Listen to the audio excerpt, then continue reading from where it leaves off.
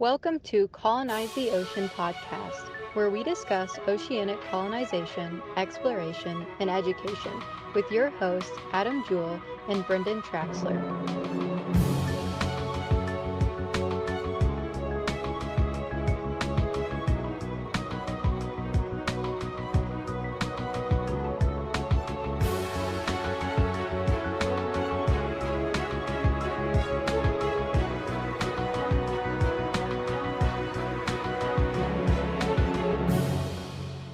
All right, buckle up, because this deep dive is going to take us somewhere pretty wild.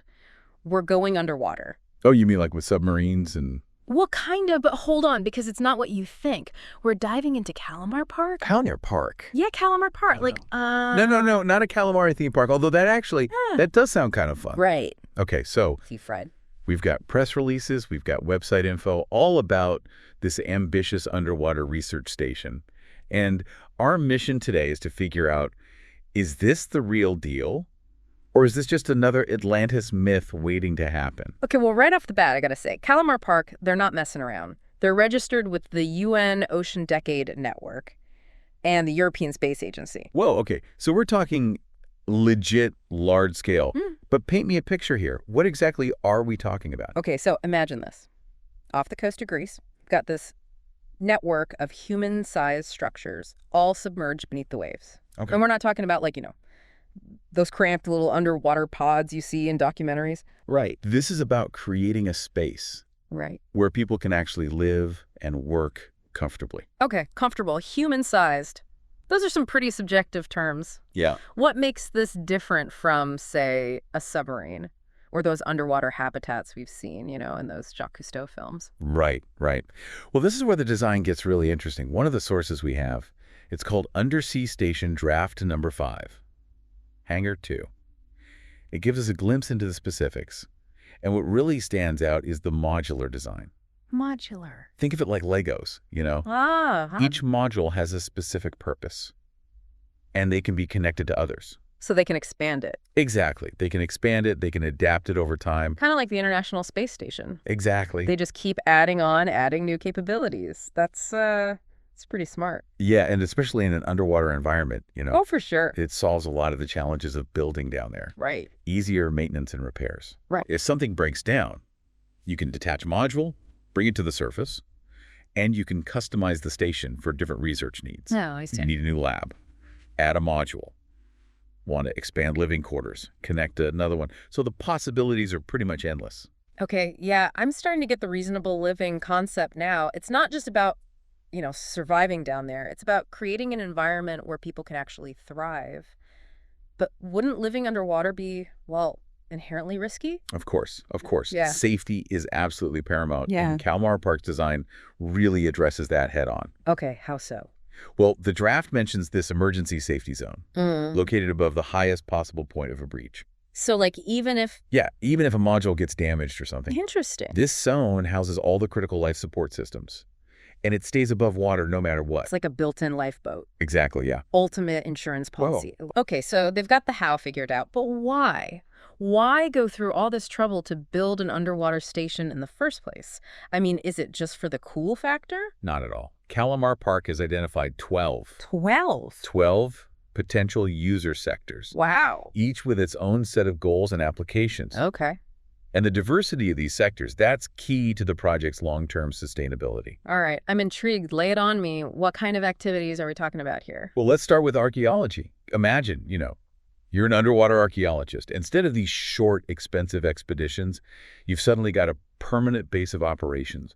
You can study submerged sites for months, even years, without constantly battling time and budget constraints. So it'd be like trading your scuba gear for a lab coat? Exactly. Going from quick dives to in-depth analysis. You could actually piece together the history of,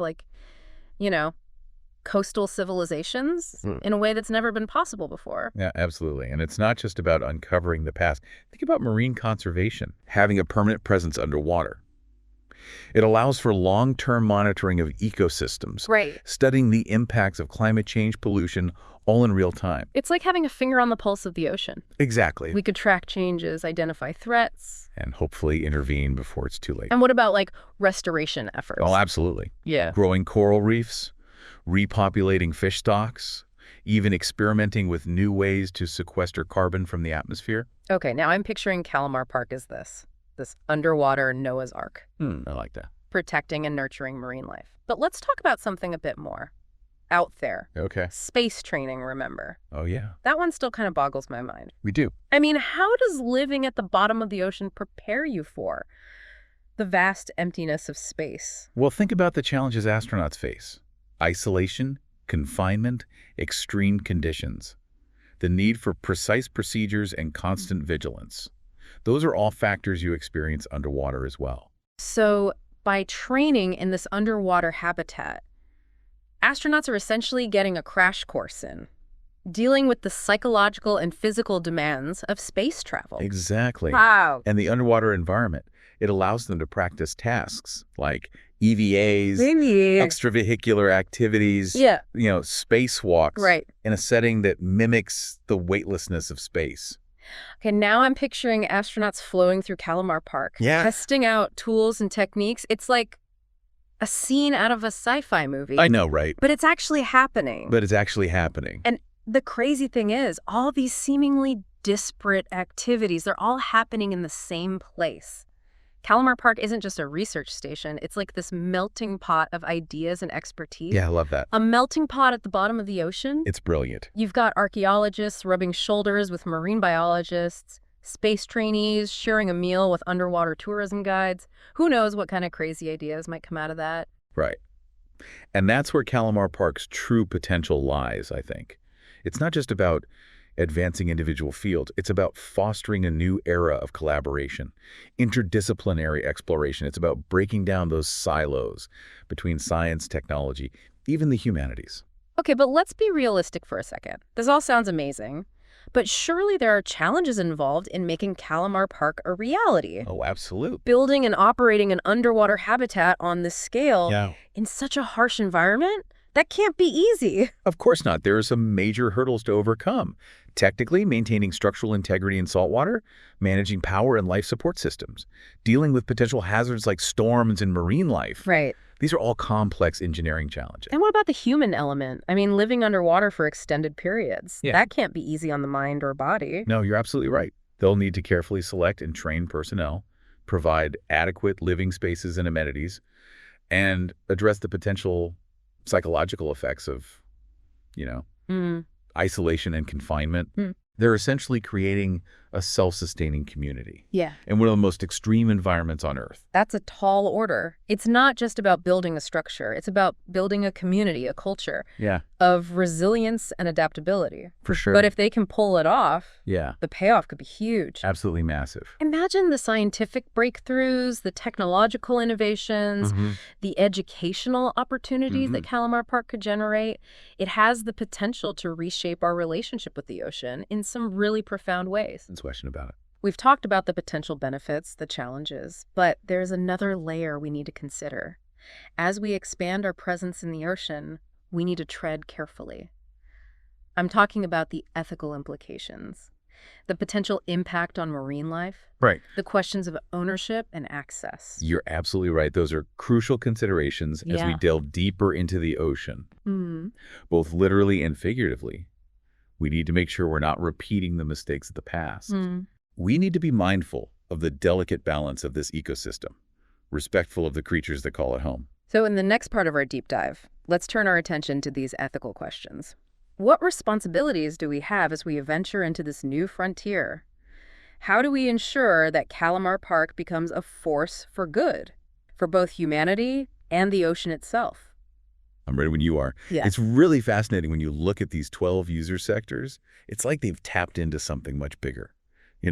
Like they're riding this wave of renewed interest in our oceans. It's not just about the mysteries anymore, but the solutions they might hold for our biggest challenges. Yeah, you're right. It's not just about exploration anymore. It feels like we're shifting from a mindset of what can we take from the ocean to what can we learn?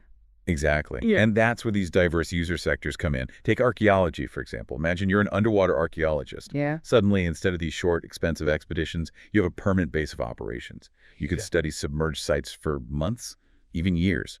No more battling time and budget constraints. It'd be like trading your scuba gear for a lab coat. Yeah, exactly. Going from quick dives to in-depth analysis, you could actually piece together the history of, like those coastal civilizations in a way that's never been possible before. Absolutely. And it's not just about the past either. Think about marine conservation. A permanent presence underwater allows for, long-term monitoring of ecosystems. Right, yeah. Studying the impacts of climate change, pollution, all in real time. It's like having a constant finger on the pulse of the ocean. Exactly. We could track those changes as they happen, identify threats. And hopefully intervene before it's too late. Then what about, restoration efforts? Oh, absolutely. I mean, imagine growing coral reefs, Yeah. repopulating fish stocks, Yeah. even experimenting with ways to, sequester carbon from the atmosphere. Okay, now I'm picturing CalamarPark as this underwater Noah's Ark, protecting and nurturing marine life. But let's circle back to something a bit more out there. Okay. Space training, remember? Oh, yeah, that one. It still kind of boggles my mind. Right. I mean, how does living at the bottom of the ocean prepare you for, the vast emptiness of space? Well, think about what those astronauts face up there. Isolation, confinement, extreme conditions, the need for precise procedures, constant vigilance. And those are all things you experience underwater, too. So by training in this underwater habitat, they're basically getting a crash course in. Yeah. Like dealing with the psychological and physical demands of space travel? Precisely. Wow. And the underwater environment, it lets them practice tasks like EVAs. EVAs, as in? Extravehicular activities, spacewalks. Right. And they can do it in a setting that mimics weightlessness. Okay, so now I'm picturing these astronauts floating through CalamarPark, testing out tools and techniques. It's like a scene straight out of a sci-fi movie. I know. But it's actually happening. It's real. And the crazy thing is, all these different activities, seemingly completely unrelated, they're all happening in the same place. CalamarPark, it's not just a research station, it's this incredible melting pot of ideas and expertise. I love that image. A melting pot at the bottom of the ocean. It's brilliant. You've got archaeologists side by side with marine biologists, space trainees, maybe even sharing a meal with underwater tourism guides. I mean, who knows what kind of crazy ideas might come out of that? Right. The possibilities are endless. And honestly, I think that's where CalamarPark's true potential lies. It's not just about advancing individual fields. It's about fostering this new era of collaboration, interdisciplinary exploration, breaking down those silos between science, technology, even the humanities. Okay, I'm with you, but let's get real for a second. This is all pretty amazing in theory, but there have to be some serious challenges to actually make CalamarPark a reality. Oh, absolutely. I mean, just the logistics of building and operating an underwater habitat on this kind of scale in that environment. Yeah, it's a massive undertaking. Can't be easy. Not at all. There are some major hurdles. Technically speaking, you've got to maintain structural integrity in salt water, manage power and life support systems, deal with potential hazards like storms and marine life. Right. These are all complex engineering challenges. And then there's the human element, living underwater for extended periods of time. Right. That can't be easy on the mind or body. No, absolutely not. They'll have to carefully select and train personnel, provide, adequate living spaces, amenities, and address the potential psychological effects of, isolation and confinement. Right. Essentially, they're creating a self-sustaining community. Yeah. In one of the most extreme environments on Earth. That's a pretty tall order. It's not just about building a structure, it's about building a community, a culture of resilience and adaptability. Absolutely. But if they can pull it off, yeah, the payoff could be huge. Oh, yeah. Massive. Imagine the scientific breakthroughs, the technological innovations, the educational opportunities. It could reshape our entire relationship with the ocean. It really could. In some really profound ways. No question. Okay, so we've talked about the potential benefits, the challenges, but there's one more layer I think we need to consider. As we expand our presence in the ocean, I think we need to tread really carefully.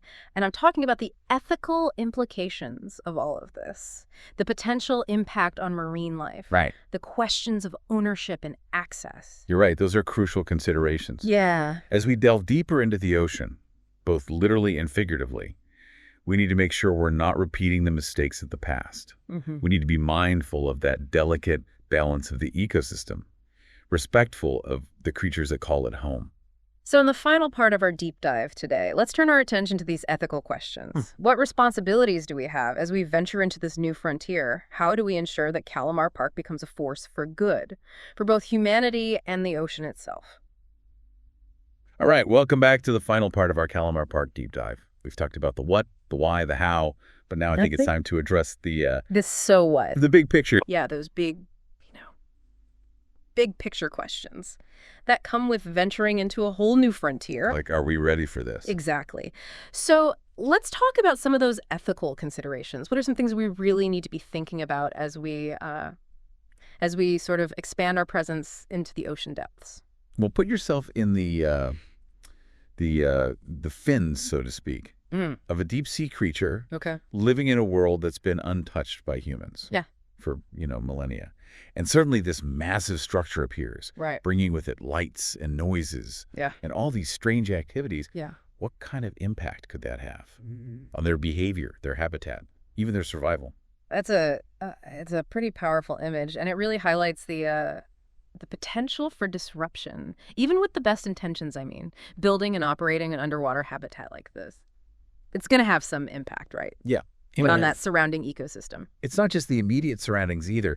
Think about noise pollution, the introduction of foreign materials, even changes to currents, water chemistry. These effects could ripple outwards, impacting a much wider area. So how do we mitigate those risks? Is it even possible to have, a truly sustainable underwater habitat? That's the million-dollar question, and there's no easy answer.